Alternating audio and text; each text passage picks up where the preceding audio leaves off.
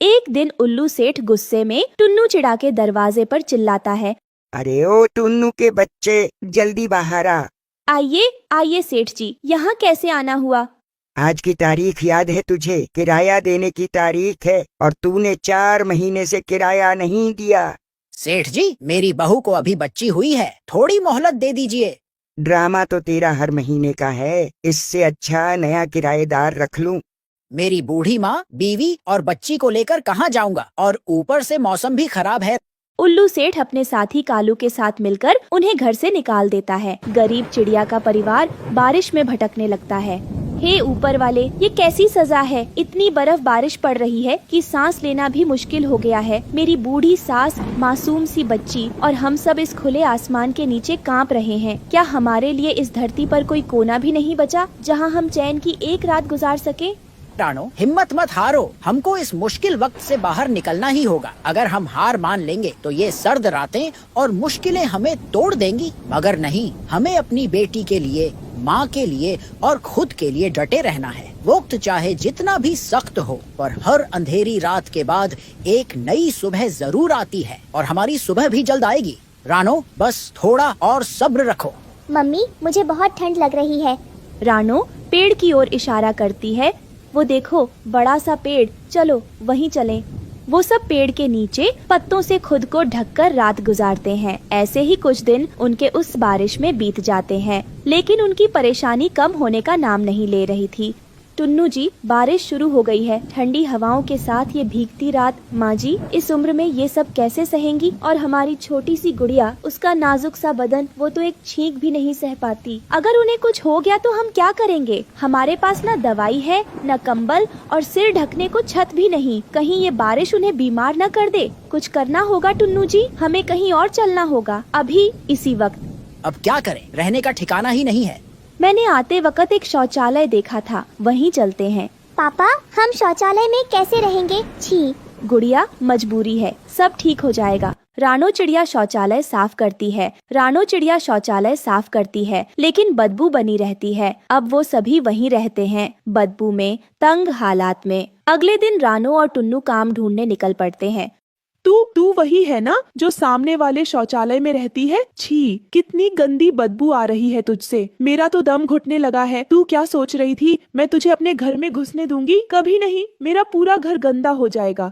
बहन जी, हमारी मजबूरी है, हमें वहाँ रहने का शौक नहीं है। अगर कहीं और जगह होती तो हम कभी उस बदबूदार जगह में ना जाते, लेकिन हमारी बच्ची छोटी है, माँ बूढ़ी है और ठंड बहुत तेज है। हम बस 2 वक्त की रोटी के लिए काम मांग रहे हैं। बस करो, अपने नाटक किसी और को सुनाओ। काम चाहिए, लेकिन साफ सुथरे लोग चाहिए मुझे, ऐसे बदबूदार गंदे लोग नहीं जो शौचालय में रहते हों। मेरे नौकर भी तुमसे अच्छे रहते हैं। हम भी कभी साफ सुथरे घर में रहते थे, लेकिन हालात ने हमें इस मोड़ पर लाकर खड़ा कर दिया। एक दिन वक्त बदलेगा और शायद आपको तब समझ आएगा कि गरीबी कोई अपराध नहीं होती।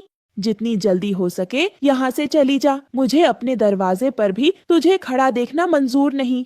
किसी को उनका शौचालय में रहना पसंद नहीं आता, उन्हें कोई काम नहीं देता। रानो झाड़ियों की ओर इशारा करते हुए हैरानी और चिंता से कहती है, टुन्नू जी रुकिए, जरा इधर देखिए, ये क्या है झाड़ियों में? अरे, ये तो एक कबूतर है और इसकी हालत बहुत खराब है। इसके पंखों से खून निकल रहा है, शायद किसी जानवर ने इसे घायल कर दिया है।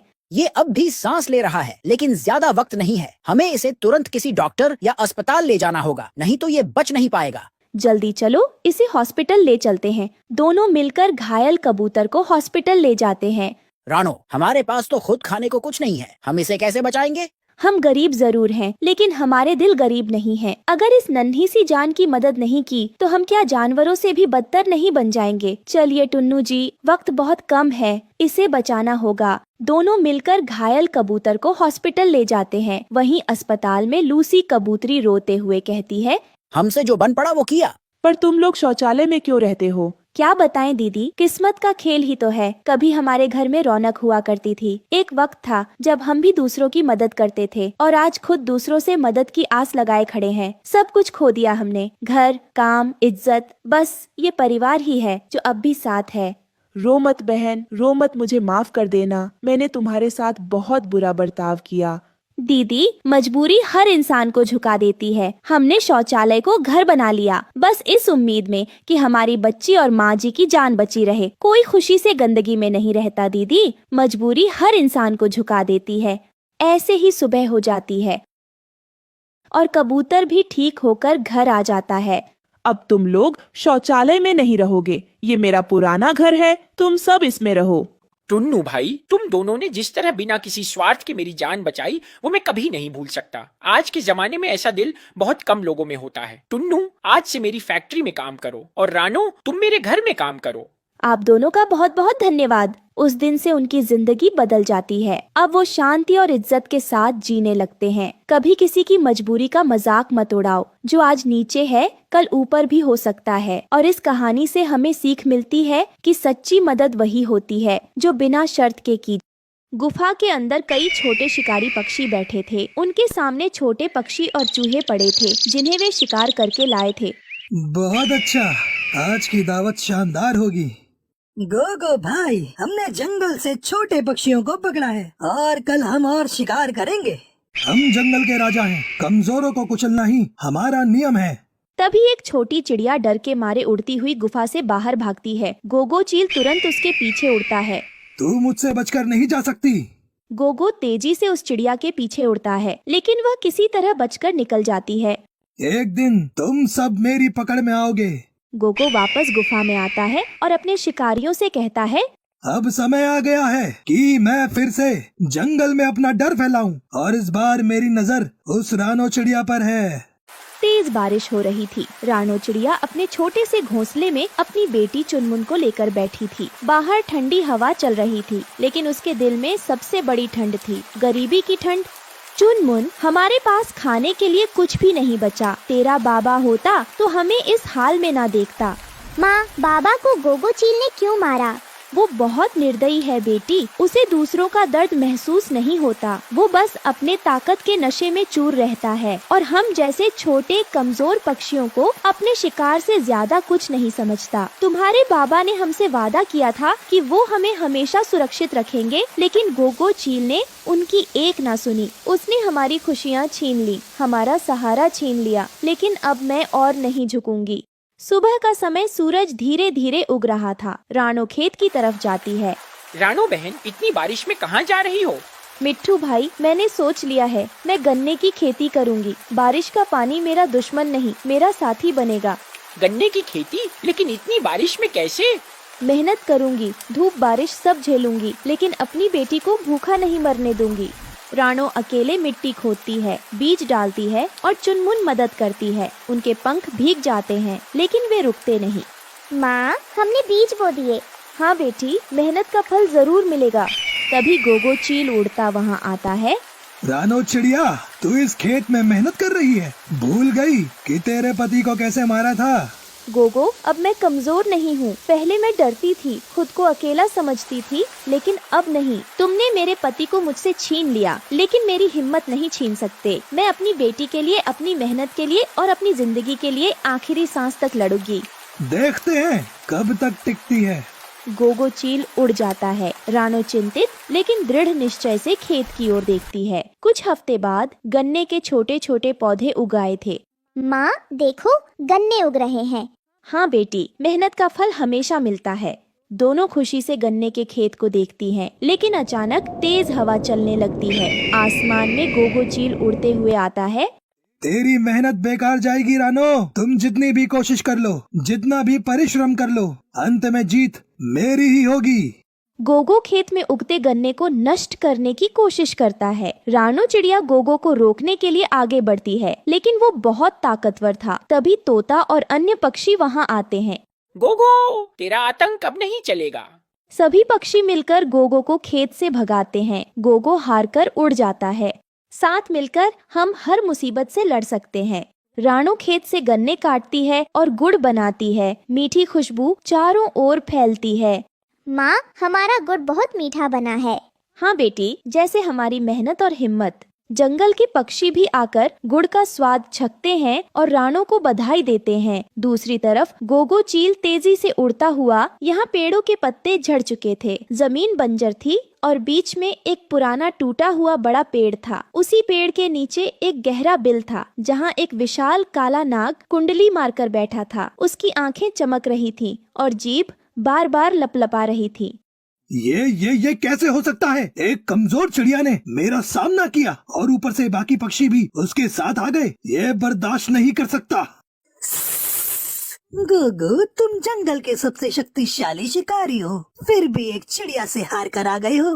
वो अकेली नहीं थी, काले नाग पूरे जंगल के पक्षी उसके साथ आ गए। अब मुझे उसे हराने के लिए कुछ अलग करना होगा। काला नाग धीरे धीरे गोगो की ओर सरकता है। उसकी आंखों में एक शातिर चमक थी। तुम तो डर गए हो गोगो, लेकिन चिंता मत करो। अगर ताकत से जीत नहीं सकते तो चालाकी से जाल बिछाना होगा। तू क्या कहना चाहता है? रानो चिड़िया के खेत को नष्ट करना ही काफी नहीं है। अगर उसे सच में हराना है तो उसकी सबसे बड़ी कमजोरी पर वार करो, उसकी बेटी चुनमुन पर। गोगो चील की आंखें चमक उठती हैं। उसकी थकान अब क्रूरता में बदल जाती है। वह धीरे धीरे मुस्कुराता है और अपने नुकीले पंजे तेज करता है। काले नाग, तू हमेशा सही तरीका बताता है। अगर मैं उसकी बेटी को ही पकड़ लूं, तो वो खुद ही घुटनों के बल आ जाएगी और तब ना कोई पक्षी उसकी मदद करेगा, ना कोई खेत बच पाएगा। काला नाग धीरे धीरे अपने बिल में वापस जाता है, लेकिन जाते जाते कहता है,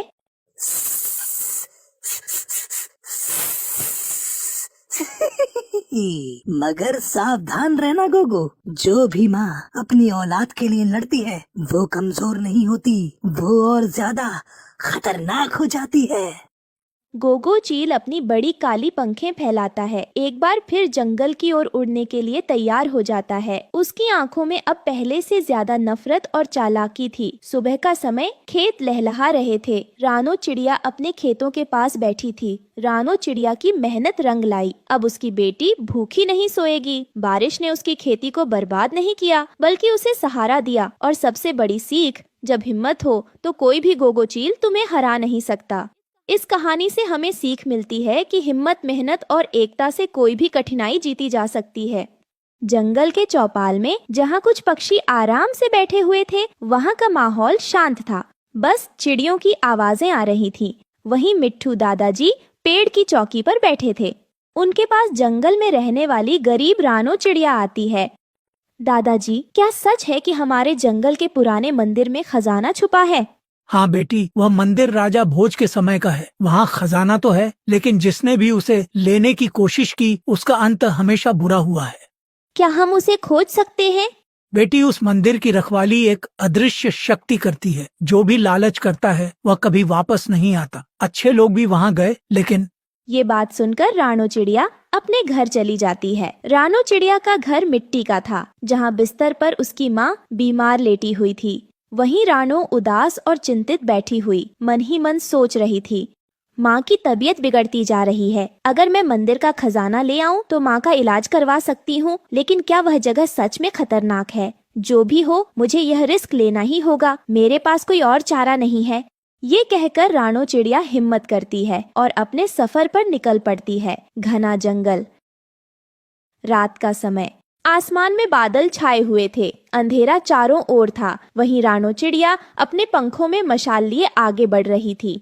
मुझे डरना नहीं है। माँ के लिए मुझे हर डर से लड़ना होगा। माँ की जिंदगी मेरे पंखों में है और मैं उसके लिए किसी भी हद तक जाऊंगी। चाहे यह जंगल मुझे डराने की कितनी भी कोशिश कर ले, मैं नहीं रुकूंगी। मुझे इस परीक्षा को पार करना ही होगा, अपनी माँ के लिए, अपने गाँव के लिए और खुद के लिए भी। वहीं तेज हवा चलती है। मशाल की लौ कांपने लगती है। पेड़ों की शाखाएं डरवाने आकार बना रही थीं। तभी एक जादुई रहस्यमयी जादुई आवाज गूंजती है, लौट जाओ, लालच का अंत बुरा है। ये आवाज सुनकर रानो चिड़िया के माथे पर पसीना था और उसके पंख कांप रहे थे। नहीं, यह मेरा वहम है। मुझे आगे बढ़ना होगा। फिर कुछ समय बाद रानो चिड़िया आखिरकार अपनी मंजिल पर पहुंच जाती है। प्राचीन विशाल मंदिर जहां के दरवाजे पर जंजीरें, चारों ओर रहस्यमयी नक्काशी। तभी रानो चिड़िया की नजर उस पर लिखे हुए शब्दों पर पड़ती है, जो सत्य और साहस के साथ आएगा वही जीवित लौटेगा, लेकिन 3 पहेलियों का उत्तर ही दरवाजा खोलेगा। तभी अचानक से पत्थर की मूर्ति की आंखें चमकने लगती हैं। पहली पहेली में चलता हूँ पर मेरे पाँव नहीं, मैं रुकता हूँ पर खड़ा नहीं रहता, मैं लौटता नहीं फिर भी सबका इंतजार करता हूँ, बताओ मैं कौन? ये सुनकर रानो चिड़िया सोच में पड़ जाती है। फिर अचानक उसकी आंखें चमकती हैं। समय, इसका उत्तर समय है। तभी दरवाजे की एक जंजीर खुलने की आवाज आती है। इसी तरह रानो चिड़िया बाकी की 2 पहेलियों का भी सही उत्तर दे देती है, जिसके बाद उस रहस्यमयी मंदिर का दरवाजा खुल जाता है। रानो चिड़िया देखती है कि मंदिर के अंदर एक विशाल हॉल, जिसके बीच में खजाने का संदूक रखा हुआ था। तभी अचानक से जमीन फटने लगती है और तेज रोशनी के साथ एक विशाल नागिन वहाँ पर प्रकट होती है। ठहरो चिड़िया, इस खजाने तक पहुंचने का साहस तुमने कैसे किया? मैं लालच के लिए नहीं आई, मैं अपनी माँ की जान बचाने के लिए यहाँ आई हूँ।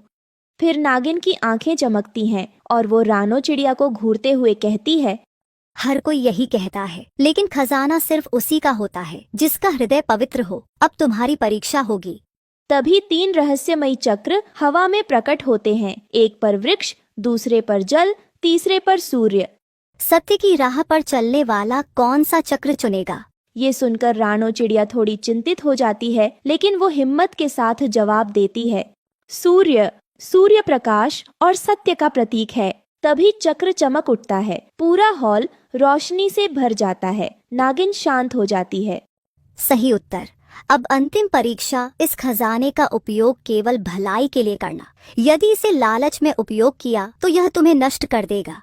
मैं इस खजाने का इस्तेमाल अपनी माँ के इलाज के लिए करूंगी और बाकी बचा अपने जंगल के लिए।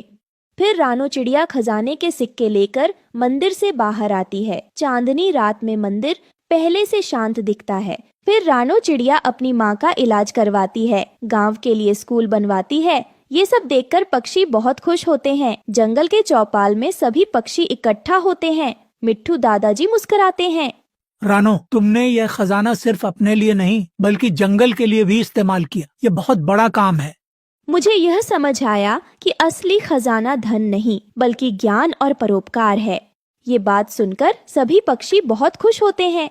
इस कहानी से हमें सीख मिलती है कि कठिन परिस्थितियों में भी सही मार्ग चुनना ही हमारी असली जंगल के सभी पक्षी अपने मजबूत घर बनाने में लगे हुए थे। जंगल के सभी पक्षी बारिश शुरू होने से पहले पहले अपने नए घर बनाने की तैयारियां कर रहे थे। वही रानो चिड़िया जो अंडे देने वाली थी, उसकी हालत बहुत ज्यादा खराब थी। वह कैसे ही अपना घर बना सकती थी। रानो चिड़िया खुले आसमान में एक पेड़ पे बैठी हुई ये सोच रही थी, हे ऊपर वाले, मैं क्या करूं? जंगल के सभी पक्षी अपने अपने लिए घर बना रहे हैं, लेकिन मैं कैसे घर बनाऊं? मुझसे तो उठा भी नहीं जाता, ना ही दाना लेने जाया जाता है। भगवान जी कृपया मेरी मदद करें। ऐसे ही धीरे धीरे कुछ समय बीत जाता है। रानो चिड़िया पूरे 7 अंडे देती है। जंगल में बारिशें शुरू होने वाली है।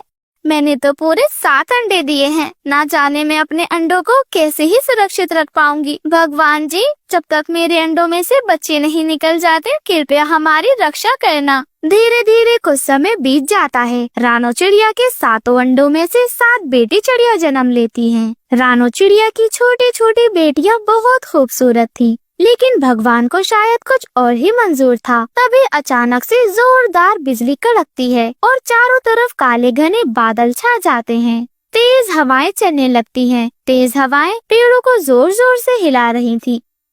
रानो चिड़िया अपनी बच्ची को खुले आसमान के नीचे लेकर बैठी हुई थी। वह बहुत ज्यादा डरी हुई थी।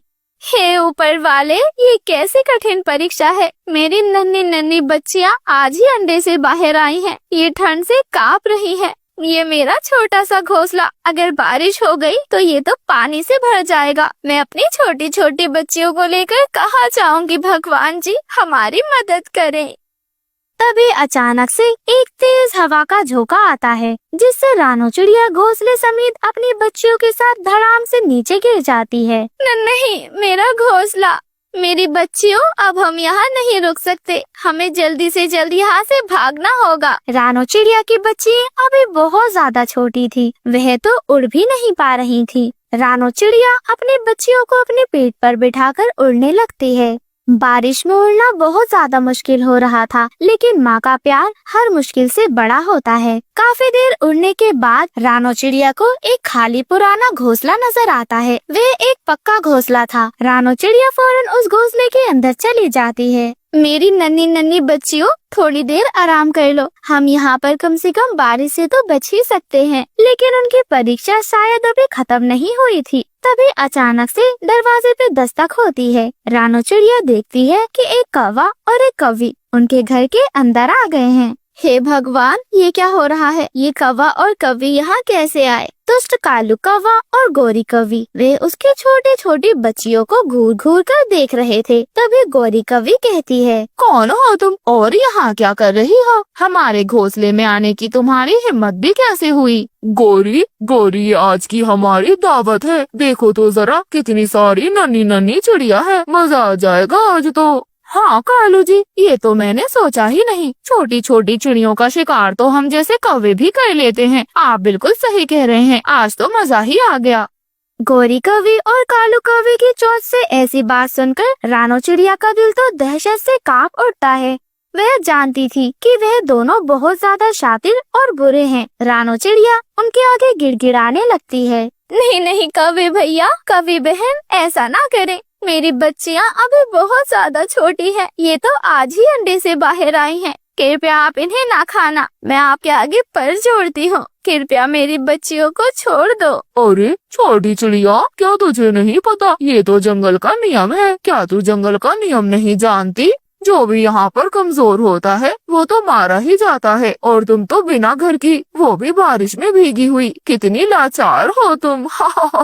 कालू जी, जाकर बाहर से कुछ मसाला ले आए। मैं कुछ बच्चियों का सूप बना लूंगी और कुछ को कच्चा चबाकर ही खा जाऊंगी। कितना ज्यादा मजा आएगा। छोटी चिड़िया, हमें बड़े पक्षियों को खाने का कोई भी शौक नहीं है।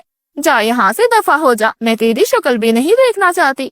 नहीं कौवी बहन, कौवी भैया, ऐसा ना कहें। आप जो कहेंगी मैं वो करूँगी, बस आप मेरी बच्चियों को छोड़ दें। छोटी चिड़िया, हम बहुत ज्यादा भूखे हैं। अगर तू सच में अपनी बच्चियों को बचाना चाहती है तो जा जल्दी से हमारे लिए भोजन की तलाश करके लेकर आ, वरना हम खुद ही तेरी बच्चियों को चट कर जाएंगे।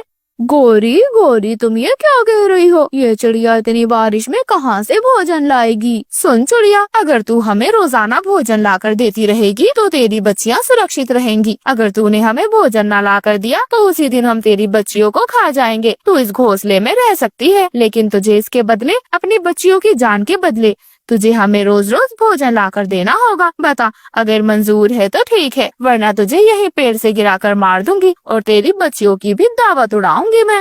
रानो चिड़िया की आंखों में आंसू आ जाते हैं। जंगल में बारिश बहुत तेज हो रही थी, ऐसे में वह बेचारी खाना कहाँ से ही लाती। लेकिन रानो चिड़िया जानती थी अगर वह कुछ नहीं कर पाई तो उसकी बेटियों को कालू कौवा और गोरी कौवी खा जाएंगे। ठीक है कौवे भैया, कौवी बहन, मैं आपके लिए खाना ढूंढ कर लाती हूँ, लेकिन जब तक मैं वापस ना लौटूं मेरी बच्चियों को तुम एक पर भी ना लगाना। ठीक है जा, लेकिन जल्दी वापस आना। हम बहुत ज्यादा भूखे हैं, कहीं ऐसा ना हो तुझे देर हो और हम तेरी बच्चियों की ही दावत उड़ा लें। क्यों कालू जी? हाँ, छोटी चिड़िया, जल्दी जा और जल्दी आ। और फिर रानो चिड़िया वहाँ से तुरंत उड़ जाती है, लेकिन वह खाना लेने नहीं जाती, बल्कि वह जंगल में मदद मांगने के लिए उड़ जाती है। तभी उसको उल्लू बाबा का ख्याल आता है। उल्लू बाबा जंगल के सबसे समझदार पक्षी थे। वह फौरन उड़कर उल्लू बाबा के पास चली जाती है और उनसे भीख मांगती है। उल्लू बाबा, मेरी मदद करें, मैं आपसे अपनी बच्चियों की जान की भीख मांगती हूँ। वह दुष्ट कौवा और कौवी मेरी बच्चियों को अपने पास रखा हुआ है। अगर मैं उनके लिए खाना नहीं लेकर गई तो वो मेरी बच्चियों को खा जाएंगे। बेटी डरो मत, जंगल के पक्षी बहुत निर्दयी हैं, लेकिन तुम चिंता मत करो, ऐसे पक्षी ज्यादा दिन तक राज नहीं कर सकते। चलो मैं तुम्हारी मदद करता हूँ।